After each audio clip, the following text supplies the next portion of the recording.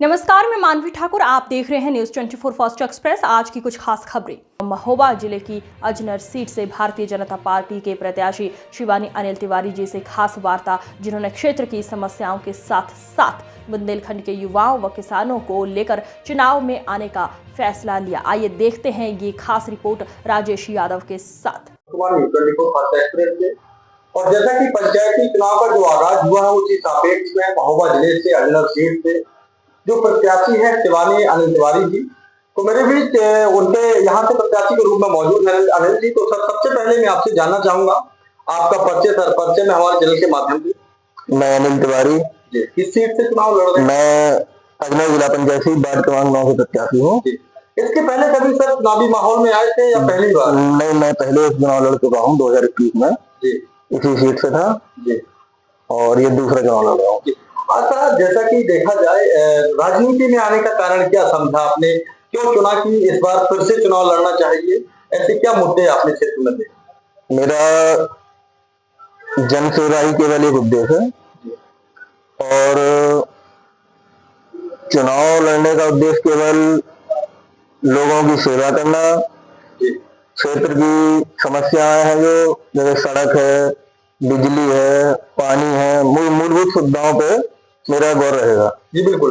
जैसा कि क्षेत्र में आपका आना जाना रहता है, लोगों के बीच में भी आप रहते हैं, जब कहीं कोई कार्यक्रम होता है वहां पर भी आप सहभागिता देते हैं। जी, क्षेत्र के लोगों को यदि देखा जाए तो जो अनिल तिवारी जो पहले का फीडबैक क्या था, इसके पहले राजनीति में आने से पहले क्या व्यवसाय था, क्या व्यापार था, कुछ व्यक्तिगत पहचान क्या थी लोगों के बीच? मैं एक मध्यम किसान परिवार से हूँ और व्यापार में हूँ, जैसे फाइनेंस का एजेंसी है और मतलब अपना व्यक्तिगत व्यक्तिगत व्यवहार देख रहा था। और साथ ही साथ सर जैसा कि आप क्षेत्र में भी जाते होंगे, तमाम ग्राम पंचायतों का भ्रमण भी किया होगा जी, आपने वर्तमान में मूलभूत समस्याओं को भी नोटिस किया होगा। ऐसी कौन सी मूलभूत समस्याएं देखी आपने लोगों की जो कहीं ना कहीं देखने पर लगता होगा कि यदि पद की दावेदारी होती है तो इन चीजों को किया जाएगा? ऐसे कौन से मुद्दे आपने देखे हैं अभी तक?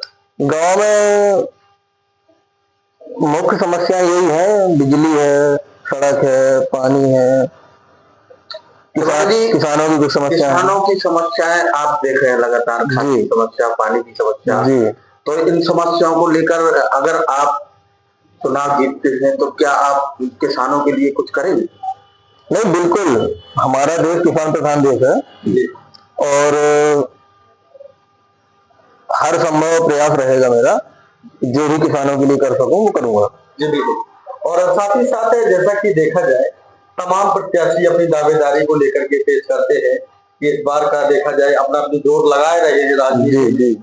वर्तमान की कंडीशन में देखा जाए एक प्रत्याशियों के ऊपर आरोप लगता है कि शुरुआती दौर में तो हर एक प्रत्याशी ग्राम पंचायतों में आता है, लेकिन जब पद मिल जाता है तो उसके बाद सिर्फ पैसा को चुन करके अध्यक्षी का चुनाव कर देते हैं और विकास पीछे छूट जाता है। एक मोटी रकम लेके अध्यक्ष चुन लिया जाता है। तो इस विषय में आपका व्यक्तिगत विचार क्या? हम बिकने वाले लोग नहीं है। यदि पब्लिक का प्यार मिलता है तो निश्चित तौर पे हम काम करेंगे और चुनाव से नहीं, मैं हमेशा 24 घंटे पब्लिक के बीच में रहता हूँ, काम करता हूँ। चुनाव आज है, हमेशा से रहा हूँ और जो मुझसे बना है मैंने किया है। आज पद पे नहीं हूँ तब भी करता हूँ।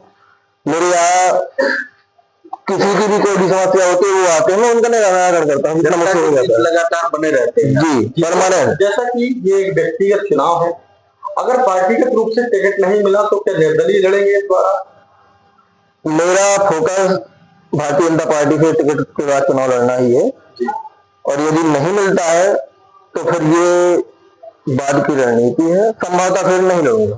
नहीं लड़ेंगे। हाँ, वही चीज है कि जब एक प्रत्याशी पंचायती चुनाव में आता है, जिला पंचायत सदस्य का चुनाव है, तो कहीं ना कहीं जिस प्रकार से उन्होंने लोगों के बीच अपना फीडबैक तैयार किया, लोगों के बीच आना जाना शुरू किया, उसी सापेक्ष में जो यहाँ से अनिल तिवारी जी मेरे बीच मौजूद हैं, उनकी परिचर्चा के विषय में मैं स्पष्टीकरण के तौर से बता दूं कि जो मैंने क्षेत्र में एक दो जगह लोगों से वार्ता की, उनके व्यक्तिगत व्यवहार शैली को लेकर के, जो लोगों ने बताया कि देखा जाए किसी भी प्रकार का कोई भी यहाँ पर कार्यक्रम हो या किसी भी समय उनको कॉल की जाए या बुलाया जाए तो निश्चित तौर पर समय निकालते हैं।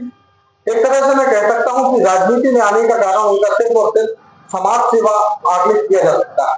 और सर देखा जाए क्षेत्र में, जैसा कि ये बुंदेलखंड एरिया है और एक बुंदेलखंड एरिया को काफी कुछ पिछड़ा माना जाता है। देखा जाए तो ऐसे क्या आयाम हो सकते हैं? युवा पीढ़ी जो भटक रही है, शिक्षा व्यवस्था में भी काफी लापरवाही है देखने को मिलती है, पंचायतों में भी सड़क व्यवस्था टूटी हुई है। अभी हाल ही का बहुत ही उत्तर प्रदेश का जो मामला है, सड़क व्यवस्था को, पेयजल व्यवस्था को लेकर के जो मंत्री जी को रोका गया, इन सारी चीजों को लेकर के आप किस नजरिए से देखते हैं? कैसे इस बुंदेलखंड के नजरिया में सुधार आ सकता है? देखिए, शिक्षा के क्षेत्र में तो मेरा ये मानना है, सरकारी स्कूल तब तक दुरुस्त नहीं हो सकते जब तक सरकारी कर्मचारियों के बच्चे सरकारी स्कूल में ना पढ़ें। जी बिल्कुल। चाहे वो टीचर हो या किसी भी वर्ग का हो, यदि वो गवर्नमेंट जॉब में है तो सरकार को अनिवार्य रूप से उनके बच्चों का दाखिला गवर्नमेंट स्कूल में करना चाहिए। जी बिल्कुल। अपने आप स्तर बदल जाएगा और सुधार, तो पहले की अपेक्षा आज काफी सुधार हुआ भी है, ऐसा नहीं है, सुधार हुआ है। भारतीय जनता पार्टी में काफी सुधार हुआ है और तमाम जगह सुधार हुए हैं, सड़कें भी बहुत बनी हुई हैं। और साथ ही साथ जैसा कि आप भारतीय जनता पार्टी से बिलोंग करते हैं, तो मैं तो आपसे सवाल कर ही सकता हूं, जो वर्तमान में ये जो मैटर इतना हाईलाइट हुआ है, विधायक जी ने मंत्री जी को रोका, आप क्या देखते हैं इसमें? अपनी नजर क्या डालते हैं? देखिए, क्या रोकना सही है? क्या किसानों की जवाब बनना सही है? इस पर मैं कुछ कहना उचित नहीं समझूंगा। ये विधायक जी का सवाल है, विधायक जी से बात कर सकते हैं। जी बिल्कुल। वही चीज है कि किसी भी राजनीतिक पार्टी का विरोधाभास न करते हुए, लेकिन उनका जो यहाँ से मैं मन जान पाया हूँ कि कहीं ना कहीं यदि शिक्षा व्यवस्था को लेकर के उनका जो विचार है, यदि शिक्षा व्यवस्था में सुधार की जरूरत है, तो जो भी शासकीय कर्मचारी है उनको अपने बच्चों को उस विद्यालय में शिक्षा दिलानी चाहिए, तभी जाकर के शिक्षा व्यवस्था में सुधार आ सकता है। बात यहाँ से पंचायती विकास कार्य को लेकर के यदि देख लिया जाए, तो ये चीज मैं कहना चाहूंगा कि जातिवाद को दरकिनार करते हुए समस्त क्षेत्र में जो भी समस्याएं आने वाली हैं उनको निवारण किया जाएगा बिना जाति भेदभाव को देखते हुए। उनके पर्चे में एटलीस्ट मैं केवल दो शब्द कहूंगा कि सत्ता का कोई शौक नहीं, जनसेवा से नाता है। बहुत बार साथ कैबिनेट के निष्पत्ति को फंस जाए। खबर की अपडेट पाने के लिए बने रहिए न्यूज़ 24 फास्ट एक्सप्रेस के साथ।